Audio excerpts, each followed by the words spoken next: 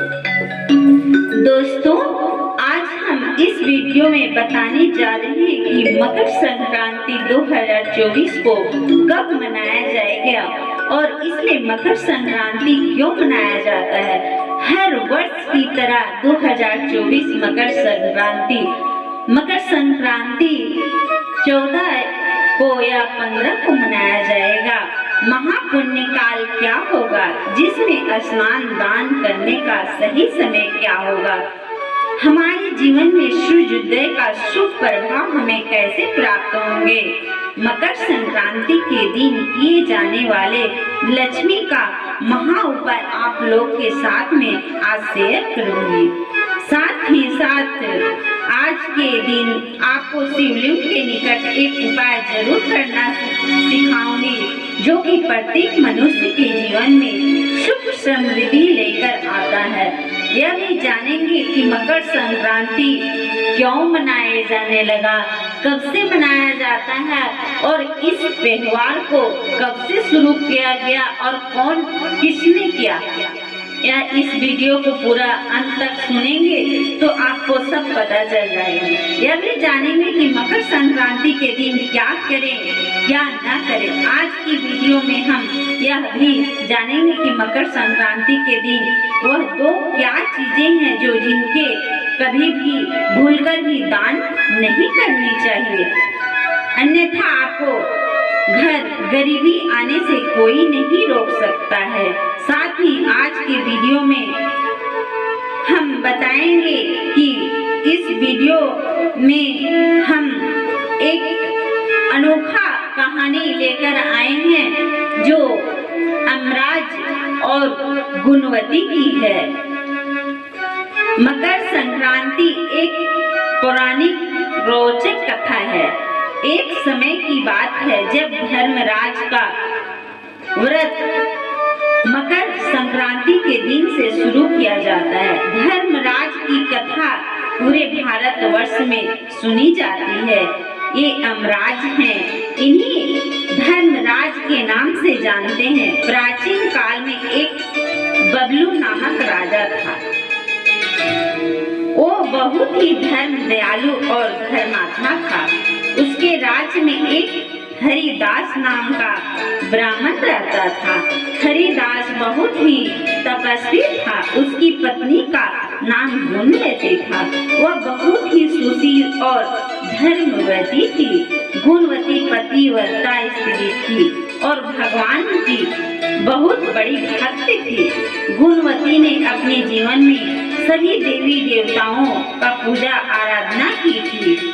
एकादशी और महाशिवरात्रि, जन्माष्टमी जैसे हरेक त्योहार को नियम धर्म से व्रत पूरे विधि विधान से करती थी। वो अपनी शक्ति के हिसाब से दान पुण्य भी किया करती थी और अतिथि को सेवा सत्कार भी पूर्ण रूप से करती थी। इस प्रकार वो पूरे जीवन में धर्म परायण रही। विवाह अवस्था में जब उसकी मृत्यु हुई तब धर्मराज के दूत उसे आदर पूर्वक पुष्प विमान पर धर्मपुर ले गए। धर्मराज सिंहासन पर विराजमान थे। चित्रगुप्त जी वहाँ विराजमान थे। चित्रगुप्त जी पाप पुण्य का लेखा जोखा धर्मराज जी को सुना रहे थे।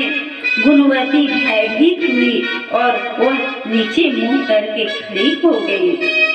चित्रगुप्त जी को पाप पुण्य का ब्यौरा भी धर्मराज को दिया, जिसे सुनकर धर्मराज जी बहुत ही प्रसन्न हुए, क्योंकि उसने बहुत अच्छे काम किए थे।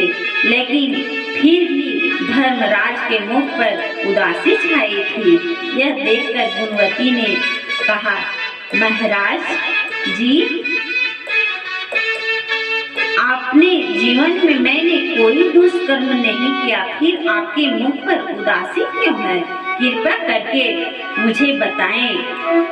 तो धर्मराज जी बोले, हे देवी, तूने सभी देवी देवताओं का व्रत उपासना करके संतुष्ट किया, लेकिन तूने मेरे नाम से कोई पूजा पाठ दान पुण्य नहीं किया।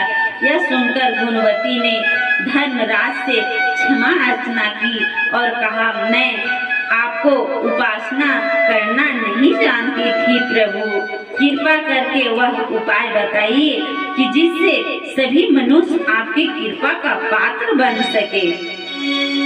मैं आपके मुख से भक्ति मार्ग सुनकर मृत्यु लोक जा सकूं। तो संतुष्ट करने का प्रयास करूंगी।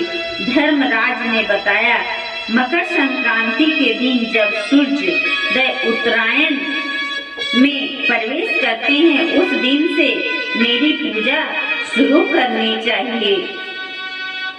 मकर संक्रांति जब सूर्य भगवान उत्तरायण में प्रवेश करते हैं, तब मकर संक्रांति मनाया जाता है।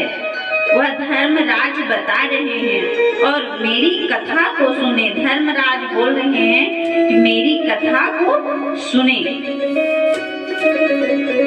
मकर संक्रांति के दिन यमराज की पूजा की जाती है। धर्मराज की कथा, मेरी पूजा करें और मेरी कथा सुने। एक दिन भी पूजा कथा नहीं छूटनी चाहिए पूरे वर्ष में।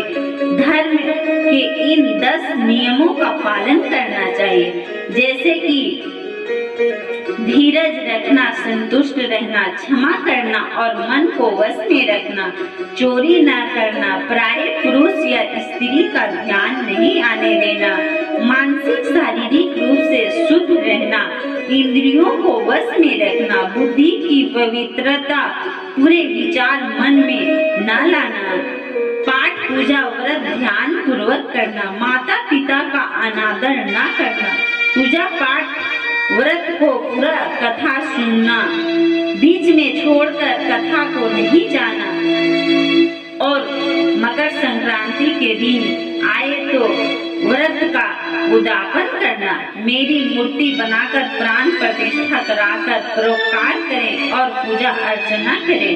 साथ चित्रगुप्त जी को भी काले तिल का लड्डू चढ़ावें, भोजन करावें, बांस की कटोरी में 5 सेर अनाज दान करें। इसके अलावा गद्दा, तकिया, कंबल, चप्पल दान करना चाहिए। हो सके तो गौदान भी करें। ये सब बातें सुनकर गुणवती ने धर्मराज से विनती की और बोली, हे प्रभु, आप हमें फिर से मृत्यु लोक जाने दें। फिर से आपके व्रत को करना और पूरे संसार वासियों को बताऊंगी।